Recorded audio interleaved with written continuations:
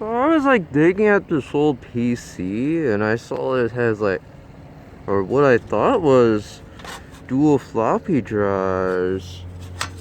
But then when I opened up the case, I found out that the so-called second floppy drive is occupied by this hard drive. So